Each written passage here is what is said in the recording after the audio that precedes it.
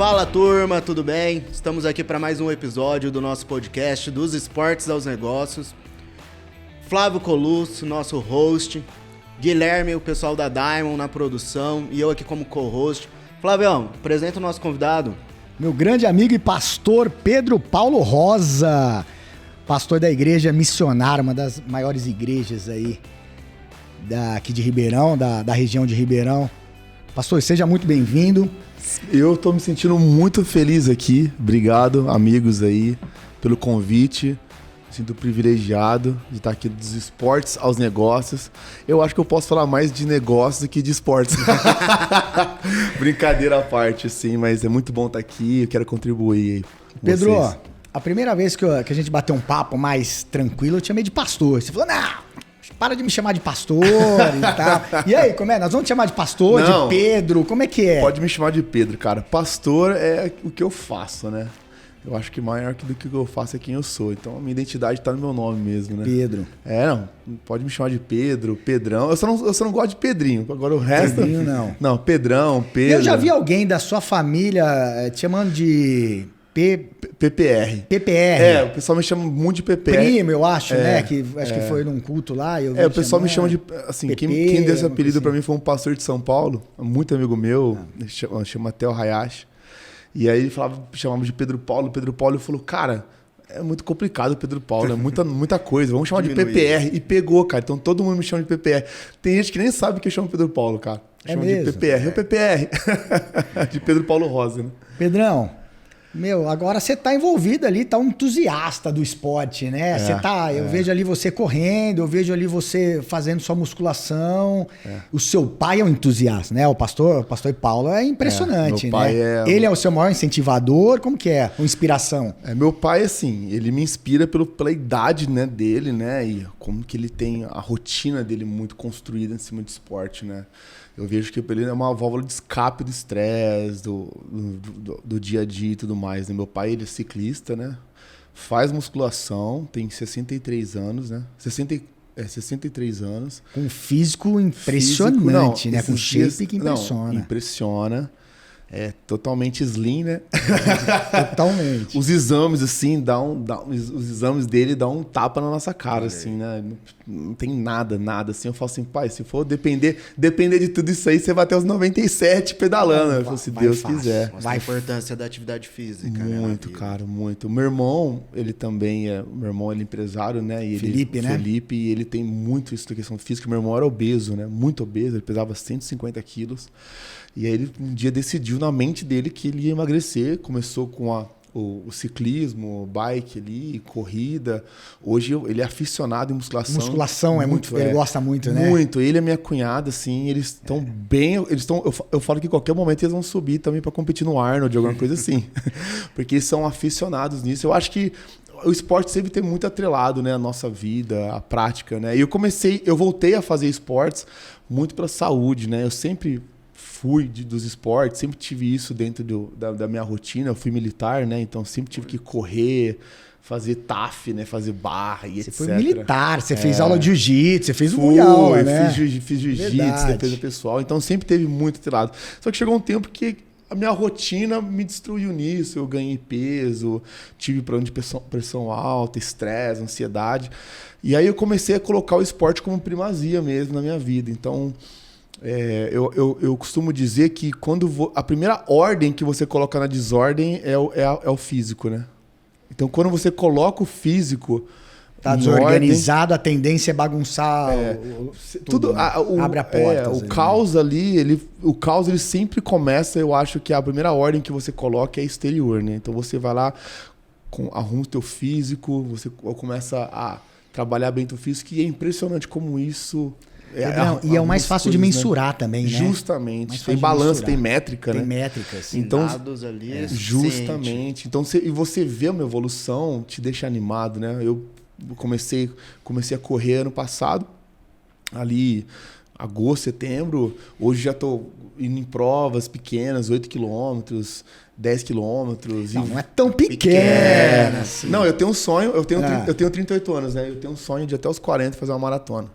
Ó, que de legal. 42. Então, De 42, legal. eu tô com esse objetivo de correr uma maratona. Não, vou te apresentar pro Falsarelli, especialista nisso. Eu não sei se eu mereço ele ou ele me merece.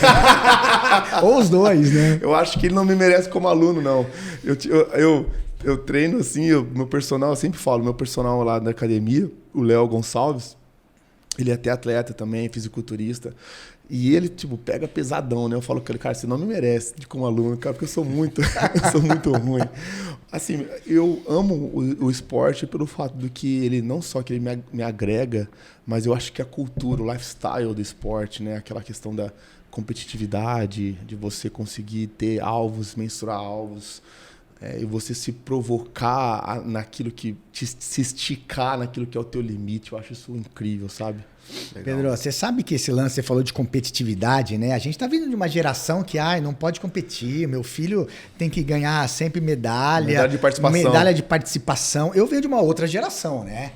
O meu, vou lutar judô, eu tinha 6, 7 anos de idade, minha primeira competição ali de judô. Você ganha, entre os 3, você não ganha medalha. E tava tudo certo. Perdeu, ok. E meu pai e minha mãe falavam, faz parte, treina pra chegar lá. Justamente. Né? Treina pra chegar lá. Eu tenho um episódio que eu lembrei agora. Eu tinha 6 anos de idade e eu fui competir. Pô, com 6 anos de idade é uma doideira. Eu tava muito nervoso. Eu tava chorando. Foi lá no Sertãozinho, no ginásio, no Docão. Muita gente olhando ali pra mim e chorando. E uma criança que fazia judô comigo, provavelmente 6 a 7 anos no máximo, ele falou assim, por que você tá chorando? Você tá nervoso? Eu falei, tô. Aí ele me respondeu assim, olha a simplicidade, né, a didática que ele teve comigo, sem querer, né? E eu levei essa frase dele até a minha última vez que eu competi. Sabe o que ele falou pra mim? 6 anos de idade, marcou tua história, né? Sabe o que ele falou pra mim, Pedrão? Ele falou o seguinte, se você ganhar ou se você perder, você não vai morrer por causa disso. Eu falo aos meus alunos o seguinte, se você ganhar ou você perder, eu não vou gostar menos ou mais de você. Seu pai não vai gostar menos ou mais de você. Mas tem que dar o seu melhor. E tá tudo certo dar o seu melhor. Tinha competição que eu ganhava e não me sentia bem. E tinha competição que eu perdi e me sentia super bem. Boa, hoje eu fui bem. Se entregou. Eu me entreguei, né? Me entreguei. E a vida de pastor é uma entrega absurda. Muito é muito sentido o que você falou, né? Eu trato muito amigos, né? Que converso muito com pastores amigos meus que a gente, como a gente é pastor, a gente lida com fé e espiritualidade. Então a gente tem que ter uma parcela gigante de espiritualidade no que a gente carrega, né? A gente acredita que Deus, ele faz parte, não só faz parte, como ele é a maior parte do que nós fazemos, né? Então eu sempre falo para os caras, cara, faz o seu melhor e confia que Deus vai fazer a parte dele. Faz o teu melhor, porque Deus não falha. Nós falhamos. Então faz o teu melhor, porque Deus reconhece, Deus sabe quando você está fazendo o teu melhor. E o teu valor não está no resultado, o teu valor está em quem você é. Eu gosto muito de uma frase da Bíblia, onde Jesus estava se batizando, sendo batizado por João Batista, e logo no começo da caminhada de Cristo. E a palavra de Deus fala que Jesus foi batizado e quando ele sai das águas, o Espírito Santo vem e vem uma voz do céu que diz assim, esse é meu filho amado, em quem tenho prazer. E Jesus não tinha feito um milagre até ali. Jesus não tinha feito nenhum milagre. Jesus não tinha começado o ministério dele. Então, quer dizer, Deus já tinha prazer em Jesus sendo quem Jesus é. O fato de ser filho de Deus é o que traz prazer para Deus. Nós somos filhos de Deus. Então, eu falo para meus amigos pastores, cara, se tiver no culto 1000 pessoas ou tiver 10, você tem o mesmo valor. Não é a plateia que define o teu valor, mas é quem você é em Deus, cara. Então, vai lá e faz o teu melhor, porque às vezes a gente, claro, a gente é competitivo. Nós temos sonhos, a gente é obstinado, né? Sim. Tem uma vez um jovem perguntou para mim, falou assim, pastor, ambição é pecado? Porque a gente sempre veio de uma geração que realmente demonizava as pessoas ambiciosas. Não, se você for ambicioso, você está errado. Até a palavra ambição em português, ela é negativa, né? Poxa, porque você está sendo muito ambicioso. Você está muito ambicioso. Cara, mas a ambição ela é positiva. Deus ele sempre construiu grandes coisas através de sonhos que ele colocou em homens. Então eu sempre falo para os caras, cara, talvez esse sonho faça sentido para Deus mais do que faz sentido para você. Se for grande demais para você, faz sentido para Deus. Pedrão, eu não sei se você vai lembrar, um dia a gente conversou sobre isso, que às vezes a sensação que na cultura, pelo menos no Brasil, Deus... a interpretação é a seguinte, Deus ele gosta mais da pessoa miserável, pobre, e não é isso, né? Nem um pouco, pelo contrário. Ele quer prosperidade. A Deus, ele vai sempre entregar para você a medida do que você faz. Não tem como eu esperar milagres aonde eu não construo milagre. Entenda isso. Como que Deus vai gerar algo extraordinário se eu não estou me preparando para aquilo? Entende? Eu vejo naquele milagre, a Bíblia fala de um milagre do profeta Eliseu, que uma mulher precisava de vender as coisas porque os cobradores iam levar seus filhos como escravos. E aí o profeta falou assim, pegue vasilhas, não sei se já ouviram essa história, pegue vasilhas que Deus vai multiplicar o azeite, você vai derramando as vasilhas. E aí chegou uma hora que acabou as vasilhas dela, que ela tinha pedido emprestado, e o azeite parou. E eu brinco, cara, se essa mulher tivesse um pensamento de empreendedorismo, ela tinha abrido junto uma fábrica de vasilha. Já vai fazendo vasilha aí que não vai parar. E assim, exatamente, eu sempre penso que Deus vai derramar à medida que você se prepara. Deus sempre vai fazer além do que você é, mas sempre à medida do que você está fazendo. Cara, pega todos os discípulos de Cristo, nenhum estava parado. Todos estavam fazendo alguma coisa. Pedro estava pescando, Mateus estava cobrando impostos, todos estavam fazendo alguma coisa e Jesus os chama para fazer algo maior. Então, assim, se você não está fazendo nada, dificilmente Deus vai te chamar para fazer algo. Mas se você está fazendo algo, Deus vai te chamar para fazer algo maior. Então as pessoas às vezes atrelam milagre em algo que, cara, peraí, Deus já deixou claro que você vai comer do fruto do teu trabalho. Você está trabalhando, cara? Você está se empenhando? Você está estudando? Você está dando o seu melhor? Porque Deus sabe quando você dá o seu melhor. Porque existem pessoas que prosperam sem Deus. E existem pessoas com Deus que não prosperam. Por quê? Porque você vai receber a medida daquilo que você faz. Trabalho não é só divino. Pelo contrário, Deus pode melhorar o teu trabalho. Tem pessoas que vão ser muito prósperas e essas pessoas são pessoas ruins, pessoas que não têm Deus. A gente conhece pessoas que são muito ruins e que prosperam. E a gente conhece pessoas muito boas, mas que não trabalham bem. Isso é muito dela. Então eu falo, cara, melhora o teu trabalho, que Deus vai ter um ambiente melhor para fazer um milagre. Pedro, você está falando em milagre, né? Na Bíblia falam de alguns milagres e os milagres eram mais grandiosos. Né? Moisés bate o cajado e a sensação que a gente tem é que o mar se abre mesmo, aquela... Hoje... Não, o mar se abriu. O mar se abriu, né? Uma coisa grandiosa que você bate o olho e fala, isso aqui é um milagre, aquela história toda. E os milagres modernos hoje? Existem ainda milagres. Sim, existem milagres e muitas pessoas perguntam isso. Por que não acontecem as mesmas coisas que aconteceram antigamente? Por que a gente não vê as coisas que aconteceram? Eu penso muito sobre a dispensação do momento. Eu acho que é a dispensação da graça e do que Deus queria fazer. A Bíblia deixa muito claro. O apóstolo Pedro fala assim, bem-aventurados são vocês que não viram e creram. Bem-aventurados são vocês que não viram milagres, mas creem em milagres. Que é a fé. É a fé. Então, a fé é o nosso combustível. Se eu falar assim para você, olha, eu tenho R$100 aqui na minha mão, e você não vê, você vai ter que só acreditar em mim. Agora, se eu mostrar para você, você não precisa mais acreditar em mim. Você já viu. Entendi. Então, hoje, eu acredito que nós vivemos nesse tempo moderno, em um tempo de questionamento, um tempo de luz, tempo de modernidade, tudo é filmado, tudo é gravado, que a gente precisa realmente aplicar a nossa fé. Eu acredito que milagres extraordinários existem e a gente vive muitos milagres.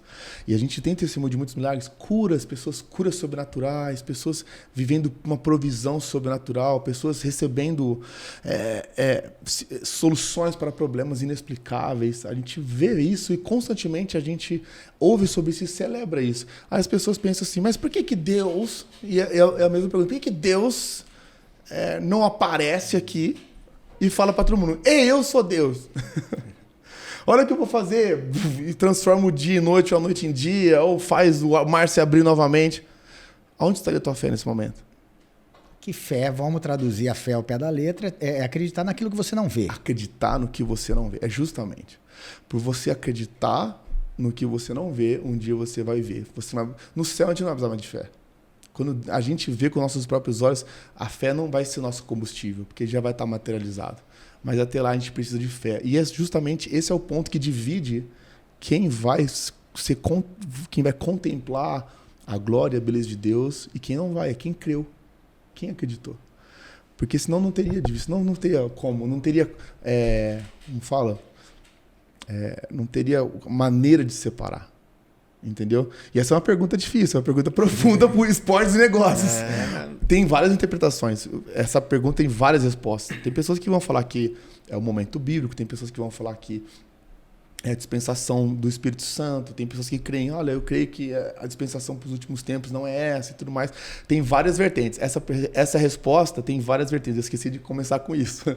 Ela tem vários interpretadores das Escrituras, vários teólogos, vários letrados, cada um tem uma opinião sobre isso, existem vertentes. A minha é essa, a minha é que nós estamos no momento, nós estamos na geração onde mais importante do que o que você vê é o que você crê.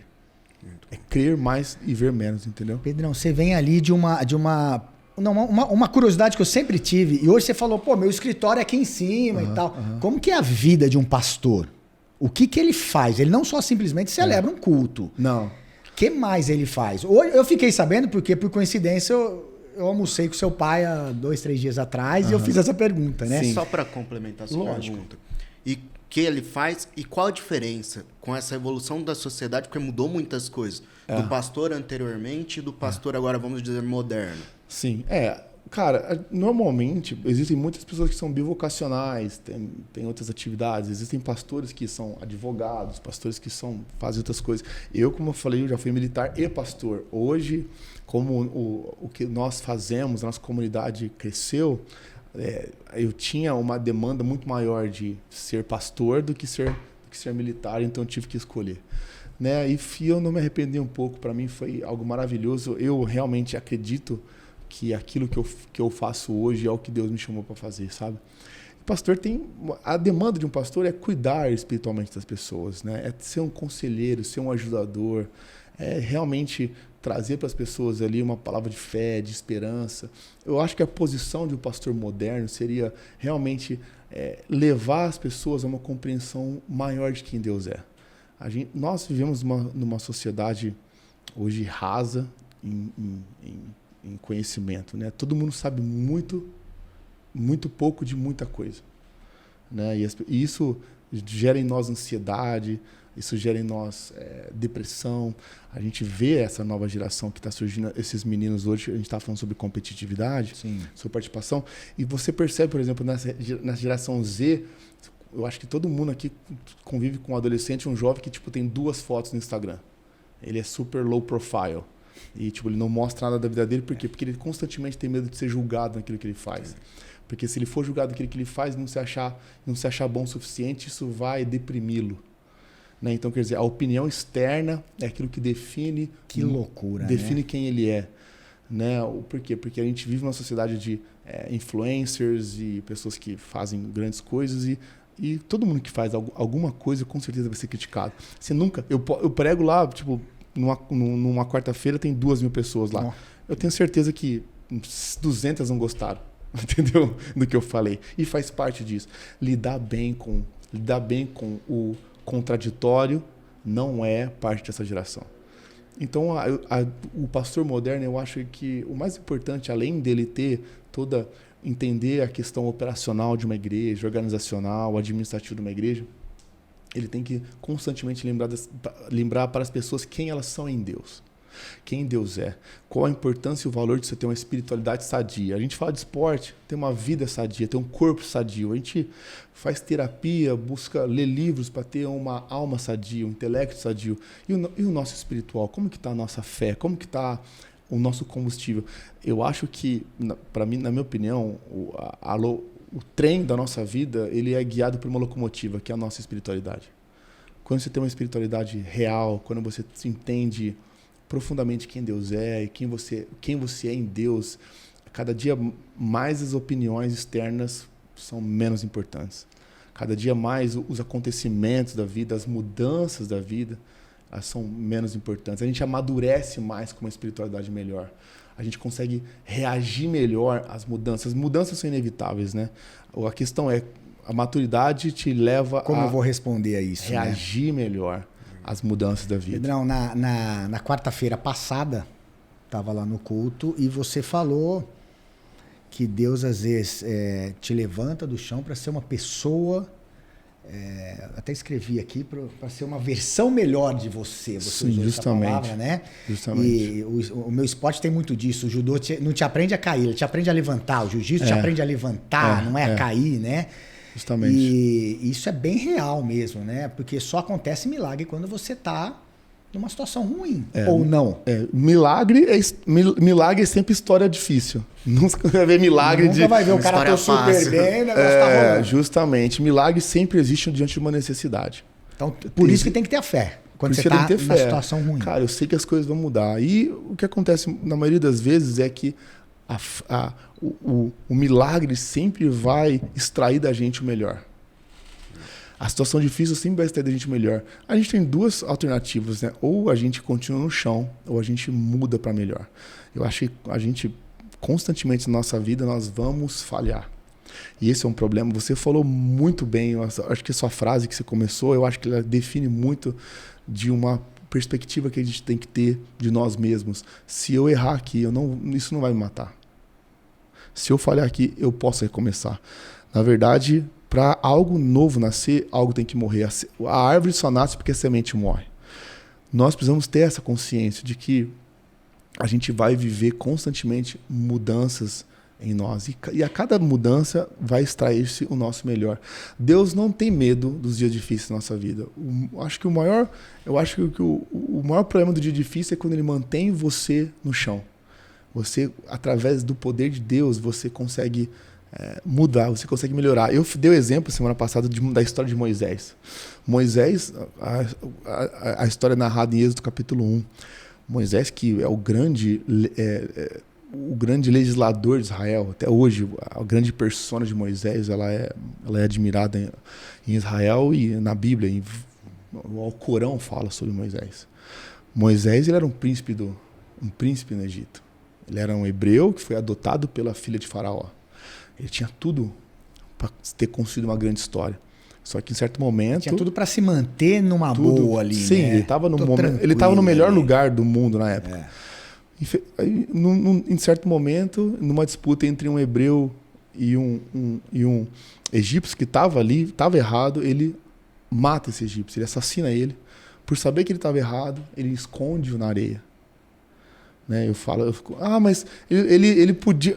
Eu sempre falo, cara, se você não esconde alguém na areia, se você tá certo. Sem dúvida. Você não vai enterrar. Depois dos 5 minutos de bobeira, ele teve essa consciência. Você não enterra. Você não enterra. Se você faz algo errado, você liga o 90, você não vai enterrar. Né? Se você tá escondendo, alguma coisa de errada tem. E ele foge para Dotã. Lá em Dotã ele ajuda algumas meninas, esse caso. Mas no final, no meio da história de Moisés, ele tá ali morando de favor na casa do seu sogro, apacentando ovelhas que nem era dele. E aí, nesse momento, quando Deus o chama, Deus não chamou o cara que estava num palácio, Deus chamou um cara que estava no deserto. Isso que é interessante. Qual é a mudança? Qual foi a mudança de Moisés no palácio e Moisés no deserto?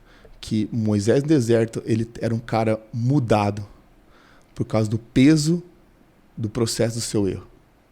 Ele sabia que ele tinha errado e isso o esmagou. Eu acho que um dos livros que mais mudou a minha vida é um livro chamado Esmagado mesmo. É a capacidade dos problemas extrair o melhor de você. Tudo na Bíblia, se você for perceber, que tem um significado poderoso, bem de ser esmagado. Por exemplo, o azeite. O azeite é o que usa-se para ungir. O azeite era colocado nas feridas. O azeite tem tantas e tantas coisas. Ele é o que é o azeite? Azeitona esmagada. O vinho traz alegria. O vinho traz o novo. O que é o vinho? É a uva esmagada. Então, o que nos leva à celebração é o esmagamento de alguma coisa. Então, esse Moisés que se tornou legislador, se tornou o libertador, o cara que voltou para o palácio para libertar o povo dele, ele voltou para um lugar que antes ele tentou fazer. Talvez ele tinha os mesmos conceitos, os mesmos sonhos, só que do jeito errado. Ele tentou matar. Ele matou, ele errou, enterrou. Mas agora ele volta esmagado. Ele volta esmagado. Por quê? Porque Deus não vai dividir a glória dele. Um dos maiores conceitos que a gente precisa entender na nossa vida é que Deus não precisa da gente. Nós precisamos de Deus. Precisamos dele. Nós sem Deus somos nada. Deus sem nós continua sendo Deus. A grande questão e a grande mensagem do Evangelho é essa: Deus escolheu nos ter. Deus escolhe nos ter. Mas eu preciso de Deus. Não é só o fato de você precisar. Você precisa de Deus, mas você precisa querer. Essa é a grande diferença. Você precisa querer Deus. Você precisa buscá-lo. Você precisa ter esse entendimento de dependência. Porque Deus escolheu primeiro. A Bíblia fala que nós amamos a Deus porque Deus nos amou primeiro. A escolha vem dele. E Deus nos escolheu. A palavra de Deus fala que Deus nos escolheu antes da fundação do mundo. Então, quer dizer, antes de sua bisavó existir, Flávio, Deus já escolheu você. Ele já escolheu você. Não, cara, eu escolhi você. Entendeu? E esse é o ponto-chave que nos leva a viver momentos difíceis. Se eu estou vivendo esse momento, eu preciso compreender. Tem um propósito. Deus não. Aí entra a fé, realmente. Deus não desperdiça nada. Deus não desperdiça nada. Toda oportunidade para ele é para sua evolução. Ele trabalha, ele transforma a maldição em bênção. Então até um erro de algo que você fez e que Deus não falou assim, não faz isso. Não faz isso. Não faz isso. Você vai lá e faz e fala assim, você fez. Agora eu vou transformar essa situação para mostrar para você como eu sou bom. Essa era uma pergunta que eu sempre quis fazer. Quando que eu sei que Deus está falando comigo? Porque às vezes eu falo, não, eu tô sentindo que eu tenho que, sei lá, abrir uma empresa. Mas Deus não estava. É difícil esse feeling ou não? Eu acho que você entende que Deus está falando com você quando você está numa atmosfera favorável para que Deus fale. Deus vai falar com você num ambiente favorável. Eu sempre falo, cara, você orou antes disso? Você buscou na palavra de Deus antes? Como que tá o ambiente? Como que tá a tua alma? Você está desintoxicado de uma ambição, de uma ganância? Você está sendo ganancioso? Você está fazendo isso por poder? Você falou de abrir empresa. Você está fazendo isso porque você quer provar algo para alguém? São todas questões que você tem que ter. Você está fazendo isso por inveja? Eu acho que a gente tem que primeiro fazer um checklist do porquê nós não estamos fazendo. Perfeito. Depois a gente entende pelo que nós estamos fazendo. Pedrão, e tem uma coisa, por exemplo, lá na RP, na minha academia, eu prezo muito pela didática. Né? Então a gente tem treinamentos com os professores de luta, didática porque eu venho do judô, e o judô era muito tradicionalzão, né? Hai Seisei, né? O Seisei, Konnichiwa, aquele negócio muito tradicional. Depois entra o jiu-jitsu na minha vida, que é um negócio carioca. E aí também era aberto demais, a gente conectou lá, nós temos lá o mestre dos tatames, que é a nossa filosofia de didática, né? E aí, Marquinhos, é impressionante, já falei isso pra você, é impressionante o que esse cara fez numa quarta-feira. Eu ia levar, eu sempre buscava a minha esposa lá, a gente só cruzava no finalzinho, né? E uma didática, um palavreado muito diferente. Porque assim, a Bíblia, eu tenho dificuldade em ler a Bíblia, de entender, né? Eu já cheguei lá, eu já vi você com uma escada no palco, eu já vi você subindo com os caras, sei lá, plantando bananeira, quarta, o cara caiu morto. Né? Pus uma esteira uma vez, uma barraca uma vez. Uma barraca, né? E todo mundo, dá risada e entende, né? Eu faço isso manter a audiência. Você consegue manter essa... Manter, a audiência mesmo, dos caras ficarem ali. Eu penso assim... Antes, Pedrão, e as pessoas irem numa quarta-feira... com 2 cultos em horários... Ficar de pé. E ficar em pé ainda. Um calor, cara. Essa quarta tava embaçada de calor. E o cara tá tão vidrado ali que o calor fica em segundo plano. Eu penso assim, primeiro ponto, Flavião, acho que não sou eu, cara, tudo é Deus, cara. Eu não sou ninguém, mano. Eu sou assim... é tudo a graça de Deus, cara. Eu não sou ninguém ali, cara. Eu sou só um servo. E assim, parte do ponto de entender que eu preciso servir pessoas e eu tô ali para servir as pessoas é que eu entendo que eu quero que a pessoa saia de lá com uma chave, que ela entenda algo. Eu preciso que a pessoa entenda o que está acontecendo ali e que ela leve uma lição para casa. Eu sei que... Você tem que se fazer entender. Eu penso assim, não há por que falar se não há quem entenda. E foi um problema da religião há muito tempo, né? Que você entrava numa igreja e o cara falava, você não entendia nada, você não entendia nada, e você ia embora do mesmo jeito que você entrou. E você não levava uma lição. Sim. Então eu penso o seguinte, cara, a gente só vai conseguir fazer algo significativo quando as pessoas aprenderem uma lição. Eu não quero que a pessoa saia daqui e no lanche depois ela esqueça 90% do que aconteceu. Então eu preciso marcar a pessoa com algo. Eu vou pôr uma escada aqui que o cara vai entender. Eu coloquei essa escada para ilustrar quando o Zaqueu subiu numa árvore acima das pessoas. Zaqueu era um cara muito baixinho. E aí ele subiu numa árvore para ver as pessoas. Eu coloquei uma barraca para ilustrar Abraão quando Deus fala para ele, sai da tua barraca e olha para as estrelas. Então eu gosto de ilustrar. Uma vez eu coloquei a esteira para mostrar como muitas pessoas estão. Elas estão andando, mas elas não saem do lugar. Nem sempre o ativismo significa movimento. Não é porque você está fazendo algo que você está fazendo algo que vai mudar a tua vida. Eu vejo em Jesus. Jesus sempre falava por parábolas, por histórias. Então ele falava sobre sementes. Ele falava sobre árvores. Ele falava sobre plantações. Ele falava isso para pessoas que fazem isso. Então Jesus falava, olha para as árvores do céu, para as aves do céu. E o pessoal olhava as aves. Porque tinha ave passando naquele momento, tinha um pássaro passando. Então ele fala, olhem para a colheita. O reino dos céus é como um semeador que saiu para semear. Quando ele estava com empresários, ele falava, o reino dos céus é como um homem que contrata empregados. Então ele sempre fazia algo que cabia na história da pessoa. Porque você entende muito mais quando você se coloca na história.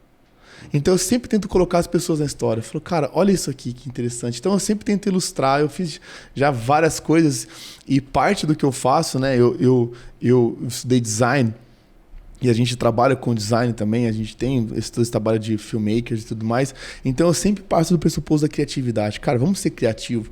Eu assim, já me cansou muito em igrejas onde você senta lá e o cara sobe a Bíblia e lê e fala algumas coisas da mente dele, o que ele pensa. Eu não estou ali para falar o que eu penso, eu estou ali para falar o que a Bíblia pensa.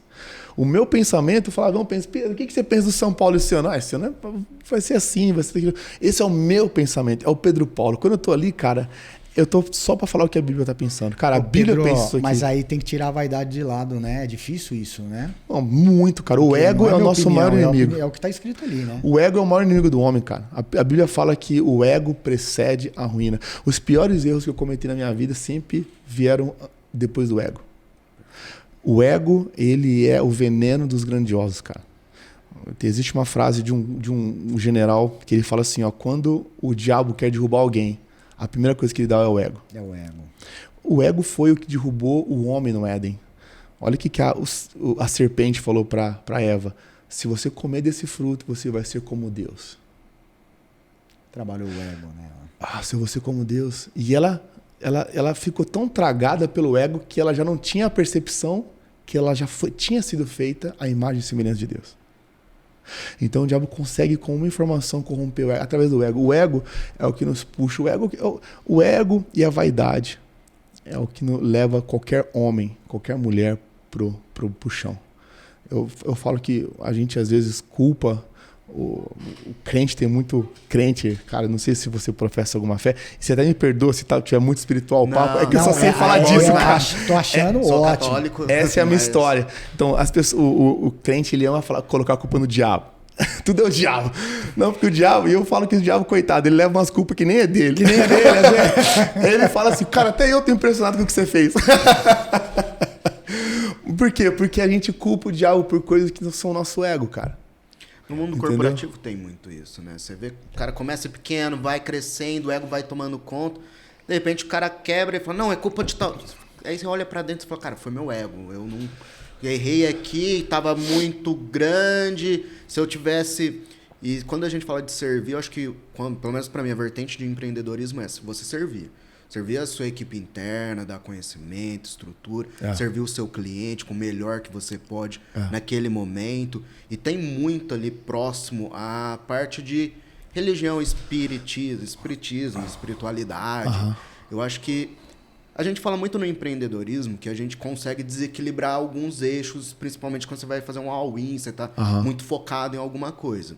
Mas eu acho que o único eixo que a gente não pode desfocar é a parte da espiritualidade. Porque quando esse desloca, você dá tudo errado. Físico, cara, não consigo comer bem, não consigo treinar, mas daqui a um ano você consegue recuperar. Sim, e a sim, espiritualidade, se dependendo pra vertente que você for, é muito difícil você recuperar, né? Você senta num limbo, né? Você entra num limbo. E ainda mais nessa questão de empreendedorismo, de toda pessoa que lida com sucesso. Eu acho que nem todo mundo está preparado para lidar com sucesso. E o que é sucesso para cada um, né? O sucesso às vezes o sucesso é você alcançar algo que você achava que seria legal. Pedro, Às vezes, por exemplo, eu já fiz... Eu me lembro muito bem, por exemplo, eu comecei uma banda. A gente começou uma banda há 6 anos. Aí, por exemplo, hoje a gente recebeu a placa de 1 milhão de seguidores. Que é a C3, né? Famosíssima. 1 milhão de seguidores. 3, né? Famosíssima, impressionante. Então, assim, aí Pedro, você imaginava que isso ia acontecer? Nunca. Nunca imaginava. Eu só queria fazer algo bom. Então, acho que qual que é o sucesso, qual que é a métrica do sucesso, entendeu? Para você lidar com isso. E eu acho que para você construir algo legal e algo que seja realmente digno de ser celebrado, você precisa ter confiança. E a autoconfiança, às vezes, é muito confundida com a impetulância. É muito confundida com a arrogância. Você é arrogante. Não, eu confio no que eu vou fazer. Se você não confiasse, eu me lembro muito bem que a gente fez um evento, o último evento, a gente faz todos os anos um evento no centro de eventos do Ribeirão Shopping. Eu me lembro do primeiro deles. O primeiro deles a gente fez em 2018. E aí a gente precisava alugar o lugar, e aí o lugar eu acho que custava 70 mil. E ela falou assim, para você reservar a data, você precisa me dar 20%. E aí eu dei 20% para ela. Aí ela olhou para mim assim... E ela me viu, a Tânia lá do Virazão, eu amo ela, sou apaixonado, ela é incrível, cara, a Tânia é incrível. Ela falou, menino, você tem esse dinheiro pra você fazer isso? Eu falei, não. Não. Você tá ficando louco, cara? Eu falei, não, vai dar certo. Ela falou assim, por que você acha que vai dar certo? Eu falei assim, olha, eu sou o sócio minoritário nesse investimento. Ela falou, quem que é o sócio majoritário? Eu falei, Deus. Tem como dar errado, pô? Ela falou assim, você tem muito autoconfiança. Eu falei, não, eu tenho confiança do alto. É diferente. Não é autoconfiança. Eu confio que as coisas vão dar certo porque eu já vi Deus fazer uma vez. Se Deus fez uma vez, ele vai fazer de novo. Não tem problema. Então, assim, já que você confiou e teve fé, deixa correr atrás agora. É isso aí. Vamos pra cima. Vamos pra cima. Eu não posso só confiar em Deus e dormir. Entendeu? Pelo contrário, a Bíblia fala assim, vai ter com a formiga preguiçoso. Entendeu? Você nunca vai ver um cara viver grandes coisas em Deus parado. Mas ele tem que ter confiança. Eu tenho uma passagem aconteceu com o profeta Elias, não sei se você conhece essa história, que ele foi confrontar profetas de Baal. Cara, eu amo essa história. Que ele falou assim, então vamos ver qual que é o Deus realmente verdadeiro, se é Baal ou se é Deus. Né? Se é Yahvé. Vamos fazer 2 altares aqui e vamos ver qual consegue fazer cair fogo do céu. E aí os profetas de Baal ficaram horas e horas se cortando e fazendo um monte de coisa e não caía nada. E aí Elias falou assim, agora sobre o meu altar joga água. Ele pediu para que jogassem água e inundassem o altar, dificultando o milagre. De tanto que ele confiava que Deus ia fazer. E realmente Deus fez cair fogo dos céus e consumiu todo o holocausto. E, cara, eu acho isso incrível, o fato de que ele confia tanto que ele não teme até o momento difícil. O momento difícil não é suficiente para fazer eu temer. A gente convive com muitos empresários na igreja, né? A gente convive com muitos empreendedores lá e a gente tem... Eu empreendo, né, na parte do design e tudo mais, com a banda, com a produção de eventos, o meu irmão com o colégio, lá o Eleve. E a gente sempre teve isso, cara, vamos fazer porque, primeiro ponto, se isso aqui for canal de bênção para as pessoas e for ajudar pessoas, e se for contribuir para a vida das pessoas, não tem por que Deus não fazer. Se a gente estiver com o nosso coração puro, se a gente estiver com a nossa vontade pura, se não for para a nossa arrogância, para a nossa vaidade, se não for para o nosso nome ser engrandecido, mas o nome dele, não tem por que as coisas darem errado. Deus não quer punir, a gente precisa quebrar essa estética que é construída que Deus é um velho lá no céu com uma bengala querendo punir todo mundo. Deus não é isso, cara. Pelo contrário, quando a gente vê de frente com Jesus no céu, aí eu acho que a gente vai assustar, cara. Porque ele é muito parecido, ele é como nós, ele é um homem. Então a gente vai falar assim, mano, é Jesus, não, olha que doideira. Olha só, ele tem o braço peludo, cara, que da hora, Jesus, cara, é ele. Então a gente vai se identificar, sabe? Deus não tem por que ele nos criar, não tem por que ele nos beneficiar com tantas coisas, intelecto, tantas faculdades mentais pra gente não usufruir disso, sabe, cara?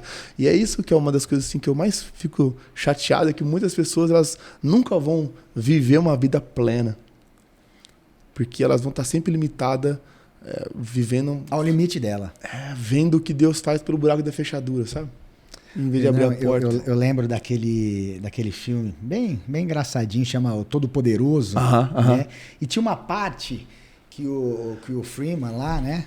E tava falando tava numa lanchonete e a moça falou, ele falando assim, mas você acha que se você pedir, sei lá, paciência, Deus vai te dar paciência ou vai te dar oportunidade de ser paciente, né? Justamente. E é mais ou menos por aí, né? A pegada é por aí, né? O cara não vai te dar paciência, ele vai te dar oportunidade de ser... Ferramentas para você trabalhar aquilo ali. Ferramentas. Justamente. Eu parei porque comecei a ter uma tendinite, né? Não sei se é tendinite ou outro. É epicondilite, né? Condilite. Eu tô no fisioterapeuta e comecei a fazer boxe lá na RP, né? Com o Will, né? Eu comecei a fazer o boxe porque eu realmente gosto, eu acho o boxe muito legal, eu acho é uma arte muito bonita, né, tal. E aí eu quis fazer, eu falei com um amigo meu, falei, cara, vamos começar a fazer com o Will, a gente tava lá na RP lá 3 vezes por semana fazendo. E uma das coisas que eu mais curti no boxe foi um dia que o Will falou assim, cara, agora você só vai esquivar e ele bate. Ele vai tentar te golpear e você esquiva. E aí, cara, eu vi que esquivar é mais difícil que dar soco. Você fica... Quando você tá batendo é fácil. Isso aí. E cansa muito mais, eu acho, que você fica abaixa e vai. Não, abaixa com as pernas. E é uma dança, cara. E você fica assim... Eu fiquei pensando, cara, o boxeador, ele é melhor pela esquiva do que pelo soco, eu acho. Perfeito. Se você vê os grandes boxeadores... Aí eu comecei muito a ver. Tanto que o meu TikTok é 90% boxe. Tudo que eu vejo de boxe, eu começo a seguir, eu acho que o algoritmo entendeu. Não, esse cara aqui é um boxeador. Ele o Popó. Ele Popó, pelo amor de Deus. Aí ele falou assim... Aí começou a me entregar isso, cara. E eu amo ver a esquiva dos caras. Eu comecei a entender isso, cara. A esquiva é mais importante que o soco. E na vida é assim também. Na vida é tua capacidade de esquivar, cara. Tua capacidade de não se ofender. Eu acho que só o fato de você não se ofender com as coisas, cara, já te joga num nível de maturidade, de ficar pronto para as coisas. Porque constantemente a gente vai ser ofendido. E a gente administra uma pessoa saudável, a gente considera uma pessoa saudável pela capacidade dela de se recuperar de uma lesão. Quer dizer, qual é a capacidade da nossa alma se recuperar de uma ofensa? A velocidade que ela volta... Qual que é a capacidade? O quão saudável você é. Né? Entendeu? Então eu penso muito nisso, cara. Qual que é a nossa capacidade de se recuperar, de ser ofendido? É que define a nossa maturidade. Então, tipo assim, só o fato de não ser ofendido... Não se sentir ofendido, né? Porque ofender as pessoas eu acho que não é querer não se sentir, é desconsiderar. Desconsiderar. Eu acho que é relevar, sabe? Sofre rápido e já vai pro próximo. A gente vai se ofender.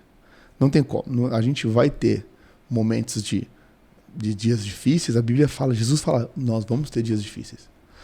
E assim, você vai se ofender. O ponto é, não se ofenda demasiadamente. A Bíblia fala assim, ó, que o choro pode durar uma noite toda. Eu tenho isso como filosofia de vida. Para mim, na minha casa, minha e minha esposa. O choro pode durar uma noite toda, mas a alegria vem no amanhecer. Então eu falo, ó, eu tô chateado com isso aqui, eu vou chorar uma noite toda. Mas quando o sol raiar, eu não choro mais.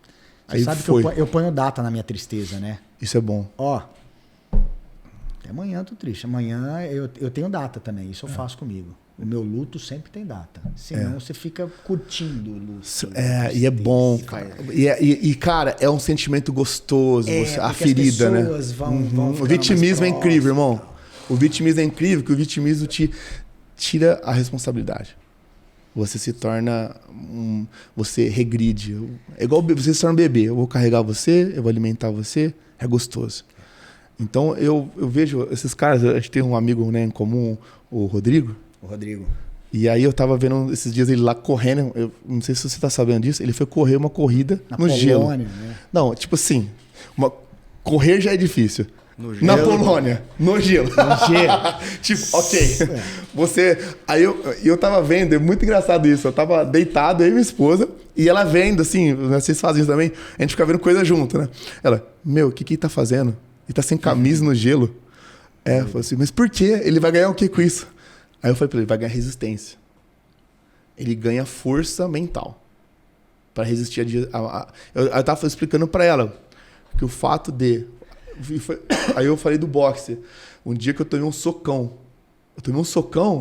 E aí o Will, sem querer, me deu um socão na cara, assim. E eu tava com protetor, mas doeu muito, cara. Graças a Deus não ficou roxo, não. É. E aí ele falou assim... Aí ela falou assim, poxa, você não ficou bravo? Eu falei, não, foi bom pra mim. Tá louco, foi bom? Eu falei, foi bom. Mostrou pra mim como é. Mostrou pra mim. Então eu sei como é ser o próximo. Então eu sei como Quando você tomar o próximo... Eu sei como, eu já tô preparado. Já tá adaptado. Então, cara, a vida é assim, cara. A vida é assim. E é por isso que eu lido tanto com jovens, eu gosto de falar com jovens, para prepará-los para esses momentos. Porque senão, cara, a gente vai construir uma geração e a gente tá com esse risco de ser a primeira geração mais fraca que a antecessora. Nossa, que tristeza. Não é? Eu estava conversando com o Rodrigo, então eu vi os posts dele, né? O Rodrigo Barros, para quem não conhece o Rodrigo Barros, segue ele aí, né? O CEO da Boali. E ele tá lá andando na neve e tudo mais. E eu lembrei de um post dele. Eu falei, essa semana, fiz um videozinho lá com o pessoal lá do Jiu-Jitsu. Eu falo, quem manda no ritmo da luta não é o graduado, é o menos graduado. Tá? É o menos graduado que tem que tocar no ritmo. Não é o faixa preta que vai atropelar o faixa branca. É o faixa branca que vai ditar o ritmo. Isso aqui é igual o lobo. Todo mundo segue igual. O lobo que está doente vai lá na frente. O lobo mais forte vai atrás, que mentalmente ele protege. E eu acabei de postar isso, o Rodrigo me mandou assim, nossa, Flávio, o cara falou isso aqui do lobo e eu fui o cara que ficou atrás da fila. Porque ele sempre se testa mentalmente, espiritualmente. Sim. E assim por diante. E lembrei também que a gente tá falando de qual é a vida de pastor e tal, né? Um dia eu liguei pro Pedro. Pedrão, eu tô tentando explicar algumas coisas aqui pro Rodrigo, ele tava com algumas dúvidas e tudo mais. Quando que você consegue conversar com ele? Você na hora falou assim, onde ele tá? Ribeirão Shopping, tô passando aí agora. Então, assim, o pastor ele tá 24 horas, né, quando ele consegue, lógico, mas... Claro. Não, cara, mas assim, qual que é o... Eu sempre falo... É uma profissão de 24 horas. Cara, assim, é uma profissão, mas eu acho que vai até além, eu acho que vai de um propósito de vida. Eu faço um devocional todas as manhãs, assim, sabe? Toda manhã, 7 horas da manhã, eu faço um devocional. E no meu Instagram. E sempre que eu termino, eu falo, cara, o meu propósito de viver é que pessoas conheçam Jesus. E esse é o propósito que eu escolhi. Meu irmão, o propósito dele é ser empresário. Seu propósito é outro, seu propósito é outro. É claro, nós temos nosso propósito real e nosso ideal. Sim. Meu propósito é eu quero muito ver meus filhos crescerem, eu quero ver muito minha filha crescer, se casar, eu quero ver tudo isso acontecer. Mas o meu ideal, a minha vida é que pessoas compreendam o evangelho e possam mudar de vida. A coisa que eu mais amo é ver pessoas mudando de vida. Poxa, cara, eu era assim, eu era um arrogante, eu tratava mal minha esposa, e olha como que eu tô. Cara, eu era um cara adicto de drogas, eu era um alcoólatra, e, cara, o evangelho transformou a minha vida. Você pode pegar qualquer filosofia, qualquer tipo de ensinamento, nenhum deles supera a capacidade que a Bíblia tem de mudar a vida das pessoas. E eu amo isso, cara. Todos os cultos eu convido pessoas a receber Jesus e a andar com Jesus. E quando eu fui lá, eu via uma oportunidade. Não tem como, e isso acontece muito. Eu me lembro de momento, e isso eu me recordo muito de... eu fui no hospital uma vez orar para uma mulher e ela estava assim nos últimos momentos assim da vida dela. E a sua sobrinha me chamou para orar por ela assim, e eu consegui ver nela a paz no olhar talvez no último dia da vida dela. E ela estava aflita, estava com medo, e eu fiquei ali falando do amor de Deus para ela. E tantas pessoas que conseguem superar enfermidades, doenças, crises, perdas, Pessoas conseguem enfrentar luto através da mensagem de esperança que é Jesus. A gente tem uma visão muito limitada. Eu tento aqui explicar a Bíblia, eu tenho um conhecimento. Eu não conheço a Bíblia profundamente como tantos outros. Eu sou muito limitado nisso, mas eu tento através da palavra do Senhor levar as pessoas a compreender o quão grandioso é o que Deus quer fazer na nossa vida. A gente nunca vai conseguir compreender. Na totalidade, não, né? Cara, não, eu acho que não, sabe, Flávio? Eu vou te falar, imagina você viajar no tempo para 1600 depois de Cristo. Não vamos tão longe não, vamos viajar 1800 depois de Cristo. Chegar para um cara e falar assim, cara, me manda uma foto aí pro airdrop. Para um cara de 1800. Ele, airdrop? O que é isso? Airdrop, irmão, Bluetooth. Bluetooth, cara, do celular. Ele, celular, mano, o que é celular que você fala? Uma tela. Tela? Mano, você carrega com energia, ondas. Energia, onda? Que é isso, cara? Que mundo que é esse? Você imagina, o cara tá... Até você explicar o que para nós é simples, cara. Então, eu tenho muita convicção que a gente tá nessa era. Deus tá tentando explicar airdrop pra gente e a gente tá, mano... O que é airdrop? Eu não sei que nem o que é energia, o que é lâmpada. Entendeu? Então, é mais ou menos isso. E a gente, na nossa mente limitada, a gente não consegue compreender. A gente nunca vai compreender. E esse acho que é o erro de muitas pessoas que não desfrutam desse descanso de alma. Que eles querem compreender aquilo que só pode crer. Faz sentido? E eu acho que é parte da nossa filosofia, da minha filosofia como pastor, trazer para a pessoa esse sentimento. Cara, crê em Deus. Coloca a tua fé. Impõe tua fé. Dobra o teu joelho. Busca ao Senhor. É muito além da compreensão humana. Não tem como explicar. Mas a ciência comprova o poder da oração. Universidades comprovam o poder da oração. As pessoas falam, mas o conhecimento, a filosofia, a ciência, prova que Deus... Irmão, pega os Nobéis, os caras que ganham Nobel. Veja a porcentagem de quantos são cristãos. É cientificamente comprovado. Os caras falam assim, cara, é mais fácil provar que Deus existe do que ele não existe. Do que não existe. Verdade. É claro, a gente nunca vai conseguir comprovação. E a ciência é por comprovação. E eu acredito que faz parte da arquitetura de Deus para nós não se revelar com comprovação, porque senão ia quebrar o primeiro princípio que é a fé. Que é a fé. Mas ele sempre vai nos trazer esses insights, esse 1% que eu vou deixar você me conhecer. A Bíblia fala em Romanos capítulo 1 que olha a natureza das coisas. Só de você olhar para a profundidade da natureza das coisas, você já tem que dar glória a Deus. Sem dúvida. Então, eu penso que um índio, no ano 800 depois de Cristo, ele nunca viu Deus, mas ele consegue compreender que existe um Criador. Fala, não é possível, isso aqui tem... Não surgiu do nada. Não é possível. Olha isso. Olha as cataratas do Iguaçu. Olha o Grand Canyon. Olha a imensidão do oceano. Não, isso aqui tem um Criador, não é possível. Pedro, você falou de propósito, né? E às vezes eu dou aula para alguns alunos que na faixa branca eu falo, esse moleque tem um dom diferenciado. Ele tem uma facilidade em aprender diferente dos outros. Ele pega mais rápido, ele entende mais rápido. Eu chamo de dom lá, esse aluno tem um dom. E esse aluno, às vezes, ele tem um problema. Que se eu não estimular ele sai. Porque perde a graça para ele. Né? Eu acredito mesmo que você tem um dom de subir lá e as pessoas... quando você vai de quarta-feira, é impressionante, assim, a energia, o pessoal fica em pé e não reclama. Você tem um dom de passar isso, né? Essa didática simples. Você também precisa ser estimulado ou você desanima? Muito. Eu acho que não é nem dom, viu, Flávio? Eu acho que não sei se dom é a palavra muito. Certa, né? Minha mãe sempre falou que eu falo demais. Cara, eu acredito que o que a gente vive ali de quarta-feira é parte de querer que as pessoas compreendam Deus ali. Eu me divirto muito ali, cara. Eu me divirto muito ali. Você dá muita risada, né? Eu subo ali, cara. primeiro ponto, eu subo livre de julgamentos. Então, tipo, eu acho que o primeiro ponto para você conseguir desenvolver o teu talento é você entender que não tem plateia. Então, por mais que tenha 1000 pessoas ali, eu não tenho plateia. Eu não estou fazendo pelas pessoas, eu estou fazendo pro Senhor. Entendeu?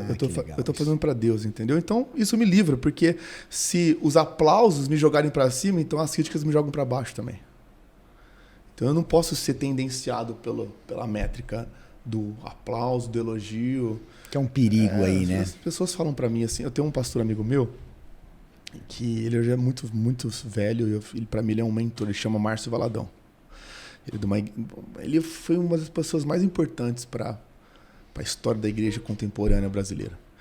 E ele é um cara assim que eu sempre peço a Deus para conseguir me parecer um pouco em questão dele, da perspectiva que ele tem de si mesmo, sabe? Pela grandiosidade que ele fez, ele mudou a história, assim, do como nós vivemos igreja no Brasil. Ele é um dos grandes generais da fé, eu acho.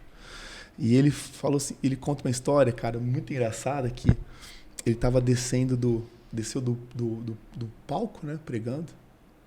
E ele estava descendo e uma mulher falou assim, pastor, não tem como, você prega demais. Você é incrível. Você prega muito. Ele, obrigado, irmã, obrigado. Pastor, você é maravilhoso. Pastor, você prega muito, pastor, você é demais. E foi seguindo ele saindo assim, né? Ele, obrigado. E ele fala assim, obrigado, minha irmãzinha. Ele é muito humilde. Ela, pastor, pelo amor de Deus, você prega muito, pastor. Nunca ninguém te falou isso? Ele falou assim, todo dia o diabo fala isso pra mim. Ele falou... Todo dia o diabo fala isso pra mim. Isso é o maior perigo. Mano. Então, tipo assim, eu entendo.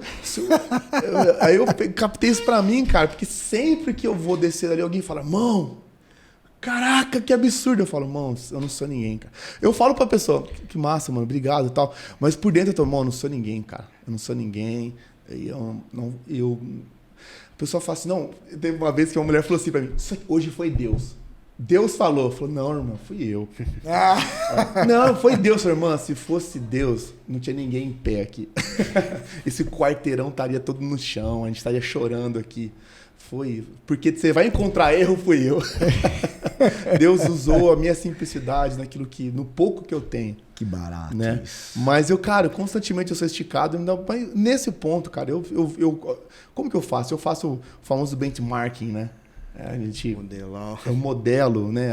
Eu vou muito. Você modela. 2018, por exemplo, eu e mais 3 amigos, a gente vamos visitar as maiores igrejas da América. Vamos nas maiores igrejas da América. E aí eu conheci igrejas em Nova York, Atlanta, Los Angeles, Miami. Algumas eu consegui ficar nos bastidores, conhecer, contactar os caras, sentar, falar, cara, o que é, o que não é. Trouxe o que funciona, porque o contexto brasileiro é muito diferente do contexto norte-americano. Tem que se adaptar um pouco. E foi muito de Deus, assim, cara, porque quando o meu ministério começou a acontecer, alguns amigos começaram a acontecer muito forte, e Deus foi soprando o nome deles, assim, sabe? O Fernandes é um deles, né? O André o Dave, né? O próprio Teófilo, são homens que Deus acendeu na nação, assim, e que eu fui no vácuo, velho. Eu fui assim, eu sabe quando você tá no ônibus lá? Eu brinco que eu fui, tipo, na seleção de 2002, tinha... Como chamava aquele cara? Que ele era reserva lá? Esqueci o nome dele, mano. Luizão. Lembra do Luizão? Luizão. Pô, eu sou o Luizão, velho. Os caras que eu sou o Luizão, eu lembro. Eles tiram um sarro dele que falavam, você vai jogar, hein? Vai nada, vai tirar o Ronaldo, pô. Você coloca no seu lugar. O Vampeta agora. Eu lembro um dia que eu tava... O Estado de Israel, com alguns empresários, convidou os pastores jovens brasileiros para pregar na América. Para pregar na América não, para viajar a Israel e conhecer Israel, tudo pago. Nossa, que legal. E a gente conheceu, a gente jantou com o embaixador norte-americano, no outro dia foi prefeito de Jerusalém, e não sei o que lá, e o embaixador brasileiro, e tal, e aí aquelas coisas de terno. Não foi aquela história da briga de comida que vocês fizeram lá, né? Foi essa história mesmo, cara. O Vitão até tava lá, aí teve um jantar, foi muito engraçado. Conta essa história que é porque ótima. A gente tava com 40 pastores brasileiros. Todo mundo, o mais velho tinha 32, eu acho, assim, 33 anos. E aí, a gente tudo nessa faixa. Porque brasileiro é sempre brasileiro, né? Não tem o que fazer. E a gente era tudo brother, tudo moleque. Tipo assim, o máximo, eu acho que eu tinha uns 33 anos. Assim, essa faixa de idade, de 28 a 35 anos. Mas, cara, você sem esposa, né? Você sem esposa, você já vira meio moleque com os brothers. Já é quinta série, natureza. Pelo amor de Deus! Cara, aí a gente foi num jantar de um bilionário, num rooftop lá em Tel Aviv. E era bem a festa deles, assim. Eu acho que era a ceia deles, é um momento sagrado deles. E ele falou assim, cara, a gente vai partir o pão. E assim, o costume de partir o pão é jogar o pão, assim, um no outro e tal. Jesus fez isso, ele partia e jogar. Pra que ele faz isso? Vamos jogar? Pra quê? Uns brasileiros começaram a fazer guerra de pão, cara. E jogavam um pão no outro e desfiavam, assim. Eu me lembro que tinha várias confederações de vários países, Canadá, Estados Unidos, Reino Unido, e brasileiros. Tinham vários pastores de vários países, assim. E era aniversário do Bishop que levou a gente, né? E aí, cara, era aniversário dele, foi lá e todo mundo...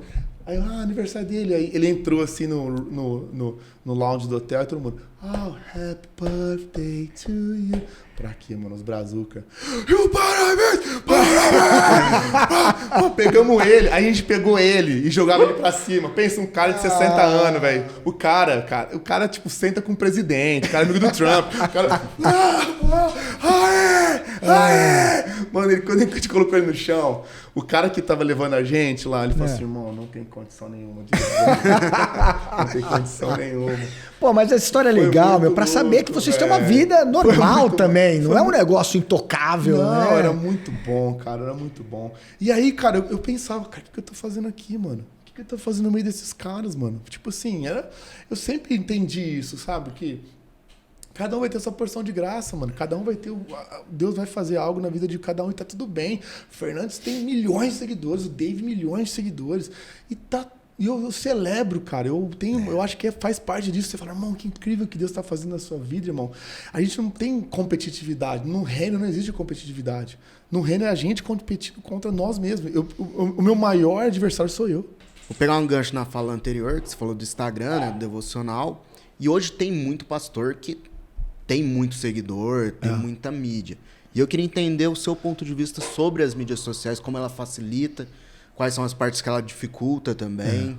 Cara, eu acho que ponto-chave assim, de mídias sociais é uma janela, né, cara? As pessoas vivem isso aqui 24 horas, mano. Hoje a média do brasileiro é muito maior que a média mundial. Mundial, é. Então a gente vê caras muito relevantes no mundo que não tem metade de seguidores que o Luva de Pedreiro tem chutando a bola no gol. Perfeito. Sem dúvida. Entendeu? A gente vê cientistas e professores que não têm relevância que o cara que tem brincando lá. A gente vê o poder disso, né? Até no esporte, né? A luta do Bambam e do Popó lá. Que puta lutinha sem vergonha. Cara, eu fiquei chateado porque eu fiquei até 2h30 da manhã acordado pra ver aquilo. Eu falei, poxa vida. Aí eu entendi que o fator é que move-se mais dinheiro na fofoca do que no esporte em si. Sim. Não é? Move-se mais dinheiro. É mais importante e pra mim, o Bambam foi genial. Ele falou assim, pra que eu vou apanhar 20 minutos aqui, fi? Eu vou apanhar 30 segundos e vou embora. A parte dele ali, ele já tinha feito. Ele vendeu a luta. Esse é o ponto-chave que eu acho que ridicularizou. Falou assim, tá vendo como vocês são trouxas? Não foi nada do que vocês pensavam. Tá vendo? E ele fala hoje, então, em 30 segundos, eu ganhei não sei quantos milhões. E se envaidece disso. Então, o ponto-chave de mídias sociais a gente tem que ter um cuidado, porque nem tudo que é visto é bom. Sim. Isso é o poder da mídia social. Porque, às vezes, a mídia social dá voz a quem não deveria ter. E o meu problema é que tem muitos caras incríveis que não têm voz. Porque não quer ocupar o espaço. Não vai existir vácuo na rede social. Aquele espaço vai ser ocupado. Alguém vai ocupar o espaço. E nem sempre é uma pessoa boa. Nem sempre é uma pessoa legal. Nem sempre é uma pessoa interessante. Entendeu? Então, eu uso redes sociais, cara, e eu sou muito claro e muito específico. As minhas redes sociais têm um propósito de levar a palavra de Deus. Ponto. Eu não vou estar lá. Tem muita gente Por exemplo, eu vou lá no Boali. Quantas vezes eu postei Boali? Muitas vezes, mano. E eu comprei, eu pedi. Eu pedi. Ele nunca fez uma presa, viu? Deixa claro pra bola também. Aí o pessoal manda aí um burrito pra gente. Combinado então.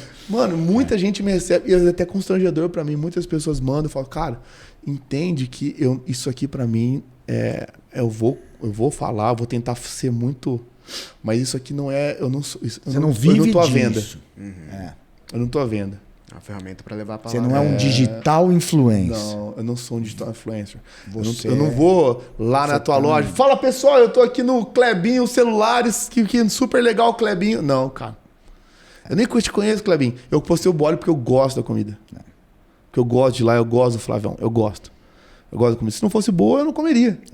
Entendeu? Então, eu acho que esse é o ponto. Eu acho que o pastor, ele tem que entender muito claro o propósito dele. Eu não tenho muitos seguidores, mas os seguidores que eu tenho ali, eles estão me seguindo por um porquê. Não é porque o Pedro Paulo é um atleta. Eu não sou atleta.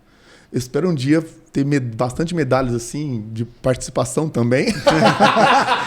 Já que estão me dando, eu vou aceitar. Eu tô indo na corrida para pagar a corrida, inclusive. Então, eu espero, mas assim, eu não sou um atleta, eu não tô ali para vender um lifestyle de atleta. Eu tô ali para falar da palavra de Deus. O Pedro Paulo é o menos importante daquele Instagram. Pedrão, teve um dia a gente estava batendo um papo ali e alguns anos atrás, infelizmente, nós tivemos alguns casos lá no Shopping Santa Úrsula. Hoje, graças a Deus, a energia lá tá super boa, tem loja lá e tudo mais. Que, não sei nem como falar, vários jovens tiraram a vida, né? Tiraram a vida ali no Shopping Santa Úrsula. E você fez como que eu falo isso? É um culto? O que é? Não era, cara, né? na verdade foi... Conta um pouco disso. Eu fiquei impressionado com o vídeo que você me mostrou. A quantidade de gente que tinha. Foi absurdo aquilo ali. Impressionante, né? Foi um dia... A gente viu que foi, acho que uma segunda-feira uma jovem tirou a vida. Na segunda, na terça uma outra e na quarta outra tentou. Foi uma sequência. Foi uma série. Visando que eles tinham um grupo, uma semana, E assim, tudo que é com o jovem mexe muito comigo, sabe? Porque eu sempre lidei com jovens, assim, cara, eu acho que é a minha linguagem, é para quem eu sou chamado. E, cara, eu falei assim, mano, vamos orar naquele lugar. Vamos fazer pelo menos o que tá a nosso alcance, orar. Aí a gente conclamou na quinta-feira uma oração, 10 horas da noite, eu falei assim, vou escolher um horário que não vai atrapalhar o shopping, não vai atrapalhar o trânsito. 10 da noite. Ixi, cara, teve muita gente que tentou ir contra a gente. Falou, não vai. O juiz falou que não, vocês não podem ir e tal. Isso aí dá mais visibilidade. Você teve que bater de frente ali, né? Muita gente, alguns pastores contra. Falou, não, você não vai fazer isso não, porque isso vai dar mais visibilidade. Eu falei, mano, a visibilidade já foi dada. A gente já foi dada, já. Não estou dando, pelo contrário, eu quero mostrar o outro lado. E eu falei assim, mas você vai aprontar, vai ser muita barulheira. Eu falei, não vai, cara. Pelo contrário, a gente vai fazer um movimento silencioso lá. E aí a gente fez uns vídeos, alguns outros amigos nos apoiaram, né? Cara, na boa, eu achei que ia dar umas 300 pessoas. Levei uma caixinha de som assim. Cara, quando a gente foi lá, tinha 4.000 pessoas, cara. Era impressionante. A gente cercou o shopping. E eu comprei fita. Eu lembro que eu comprei uns 8 rolos de fita amarela. Porque o que eu queria... Eu falei assim, a gente vai fazer uma oração silenciosa. A gente vai impressionar com o nosso silêncio. A gente só vai orar no nosso coração. A gente não vai ficar fazendo barulho aqui. Aí todo mundo tampou a boca. Porque, representando mesmo o silêncio das pessoas que sofrem e não falam e tal. E foram 4.000 pessoas, cara, durante 1 hora em silêncio absoluto. Não. Ali. Foi absurdo, cara. Forte aquilo, hein? Foi forte, assim, dava pra ouvir... Cara, de verdade, dava pra ouvir o semáforo mudando. Tac! Tac! Assim, era absurdo. E aí a gente terminou, eu fiz uma oração, a gente cantou um louvor. Fiz uma oração com as pessoas, oramos um Pai Nosso, porque tinham outras pessoas, tinham irmãos católicos ali representados, pessoas espíritas. A gente fez uma oração, um Pai Nosso, e fomos embora. 1 hora. Foi todo mundo embora em ordem, tranquilamente. E assim... Foi tão interessante que depois de 2 anos... 2 anos não. Isso foi 2023, ano passado, ou 2022. Eu fui chamado para orar lá e abençoar o lugar ecumênico do Shopping Santa Úrsula. Uma capelinha ali, que eles fizeram. Eu fui chamado para entregar uma palavra lá. Olha que bacana. E aí eu estava falando, estávamos um padre também, que aqui da catedral até. Vinha muita gente boa. E... Tinha também um rapaz budista, né, que também falou lá. Foi até legal, foi engraçado, porque o budista tava lá com a roupa deles, né? Que eles têm uma roupa tal, o padre. E aí a moça ficou, o pastor, cadê o pastor tal? E eu tava normal, cara. Né? Eu tô aqui. Você é o pastor? Que acreditava que o pastor fosse um cara mais velho, uma roupa mais... Eu tenho que andar de terno e gravata. Não tem com as ombreiras assim, ó. Vou ter que adaptar a ombreira, não vai ter jeito. O pessoal fala, pastor, mas essas tatuagens aí e tal. Eu falo, não, só tô decorando o templo só. Mas aí eu falei sobre o que aconteceu e que depois que a gente fez aquele movimento de oração, nunca mais aconteceu. Aí eu terminei, né? Sempre tem alguém que quer ser usado, irmão, pelo inimigo. Não tem como, né? A pessoa dá vazão. A mulher veio e falou assim, você falou lá que nunca mais aconteceu, mas você viu? Na outra semana encheram de rede aqui, né? Aí eu falei assim, Deus tem as suas maneiras de resolver as coisas, né? Pôs até as redes aqui. Até a rede é resultado, é providência divina da oração. Às vezes Deus faz essas coisas também. Gente, aí ela ter falado isso. Nossa, é verdade, né? Ela ficou... Porque ela talvez achou que ia me desmotivar. Mas dificilmente a pessoa me desmotiva, meu amigo. O propósito é maior. Não, cara. Maior é o que está em nós, né, cara? Do que aquele que está, né? A gente é pequeno, mas Deus é grande. Pedrão, você sabe que a gente tem assunto aqui pra eu falo muito, cara. Se você deixar, eu vou embora aqui, velho. Tá legal pra caramba, né? Eu queria que, pra gente terminar... Né? E eu vou te chamar outras vezes, meu. Tem muito assunto bacana. Eu espero ter contribuído, cara. Demais. Fé é a minha base. Então, tipo, tudo que eu vou fazer na minha vida, eu vou pendendo. Fala de esporte, eu vou pendendo. Fala de finanças, tudo pra mim. Eu tento pôr Jesus, não tem como. Eu achei, assim, fenomenal o nosso bate-papo. Vamos te chamar mais vezes pra gente falar de fé, de Bíblia, conectar, porque tá tudo uma coisa só, né? Tudo é uma coisa só, tá tudo conectado ali, tudo né? É sobre pessoas, né? Tudo sobre pessoas, né? E queria que você desse, assim, teu palavreado ali é muito jovial, dos jovens, né? Deixa um recado pra eles ali. Legal. O que você pode falar? Cara, primeiro, obrigado pela oportunidade de vocês terem me convidado pra cá. Eu me sinto privilegiado, assim, não mereço esse tipo de convite. Agradeço mesmo, assim, a oportunidade. E, cara, eu só posso desejar que não sei se eu olho para as câmeras aqui, não sei, olho para lá, que ali, você tenha uma vida em paz, em alegria, entenda que muito maior do que os seus problemas à sua volta, é o Deus que está cuidando de você aqui. Existe um propósito para sua vida, que em cada sonho, em cada desafio, Deus vai, como eu disse aqui, extrair o melhor. Você não está sozinho nunca e que as coisas sempre vão melhorar. Com Deus as coisas sempre melhoram. É sempre uma estação melhor que a próxima. As coisas sempre vão melhorar. Todas as coisas cooperam para o bem daqueles que amam a Deus. É isso que diz a Bíblia e é isso que eu peço para que cada um de vocês, que Deus esteja abençoando muito a todos nós aqui também, a equipe aí. Obrigado. Tamo junto demais. Pedrão, fala aí das suas redes sociais, quem quiser te seguir aí. @Pedro Paulo Rosa é o meu arroba, meu Insta. O arroba da nossa igreja é Igreja Missionária RP. E a Central 3 é @Central 3 também, a nossa banda. Escute lá no Spotify, músicas que vão abençoar muito. Valeu, pessoal. Tamo junto demais. Valeu. Um abraço.